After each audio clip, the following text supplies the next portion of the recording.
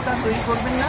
আপনারা সবসময় দেশপ্রেম, মানবতা প্রেম এবং আমাদের একটা সুশৃঙ্খল জাতি হিসাবে আমরা নিজেদের মেধা মনন দিয়ে আমাদের ধর্ম উৎসবগুলো, আমরা সংস্কৃতি উৎসবগুলো একে অপরের পাশে থেকে আমাদের ভ্রাতৃত্ব, আমাদের আত্মীয়তা, আমাদের আন্তরিকতা, আমাদের ভালোবাসা এগুলো আমরা লালন করব। তাহলে হবে কি, আমরা 54 বছরে আজকে মহান 71-এ 30 লক্ষ শহীদ হয়েছেন, তাদের প্রতি শ্রদ্ধা ভালোবাসা রাখি। আজকে যে আমরা স্বাধীনভাবে কথা বলতে পারছি, আবার স্বৈরাচার ইরশাদ ছিলেন, আবার এখন গণ অভ্যুত্থান হলো, স্বৈরাচার পালিয়ে গেলেন। কিন্তু বিষয়টা কি, স্বৈরাচার তো আমাদের এটা একজন ট্রাম্পও স্বৈরাচার বা ফ্যাসিস্ট তিনিও, বা একজন নেতানিয়াহুও একজন ফ্যাসিস্ট। তো শিল্প হচ্ছে একটি ভাষা, এটার মধ্য দিয়ে আমরা সমসাময়িক বিষয়গুলোকে জাতির কাছে বা মানব জাতির কাছে তুলে ধরি।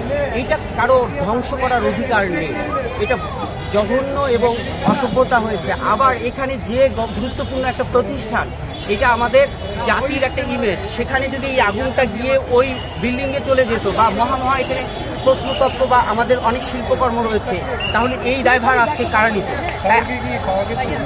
আমরা যেটা পেয়েছি ফুটেজে, যে সিসি ক্যামেরায় দেখতে পাচ্ছি যে একজন এসে ধরে, এখানে আইন শৃঙ্খলা বাহিনীর কর্মকর্তারা রয়েছিলেন, কিন্তু দেখা গেল সেই একটা ছেলে ঢুকে তিনি একটা তরল কিছু দিয়ে আগুন লাগিয়ে দিয়ে মাস্ক পরা ছিল, আবার টপকায় চলে গেছে, কুকুরও ঘেউ ঘেউ করছিল।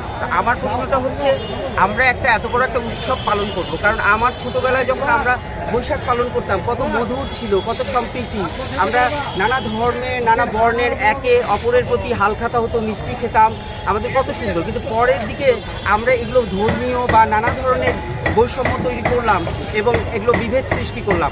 আজকে 54 বছরে আমাদের উৎসব নিয়ে প্রশ্ন শুনতে হচ্ছে বা প্রশ্নের সম্মুখীন হতে হচ্ছে, এটা বড়ই লজ্জাজনক। আপনার কি মনে হয়, মানে এটা আর কতক্ষণ লাগতে পারে? এইটা এখন একটা বড় পরিশ্রম। দেখেন, শিল্পীরা না খেয়ে দিয়েও কাজ করে, কিন্তু একজন মন্ত্রী কিন্তু করে না, বা একজন সরকারি কর্মকর্তা করে না, তাহলে সবাই কিন্তু দায়িত্ব পালন করবে।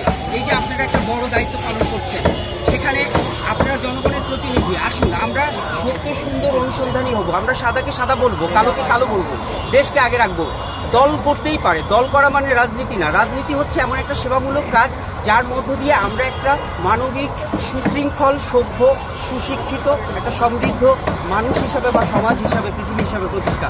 তা আমরা দেখছি কি, আজকে আমাদের শিল্প সংস্কৃতি দুষ্ট রাজনীতি নিয়ন্ত্রণ করছে, ধর্মকে নিয়ন্ত্রণ করছে, বা আমরা অন্য অর্থনীতি থেকে শুরু করে সব কিছুকে নিয়ন্ত্রণ করছে। এই জন্য আমাদেরকে বিচক্ষণ হতে হবে, আমরা সুসচেতন হব যে যারা পৃথিবীতে দুষ্ট, এই মোড়লরা রয়েছেন বা বিশ্ব নেতা যারা রয়েছেন, তারা ট্যাবুর মতো আজকে আমাদেরকে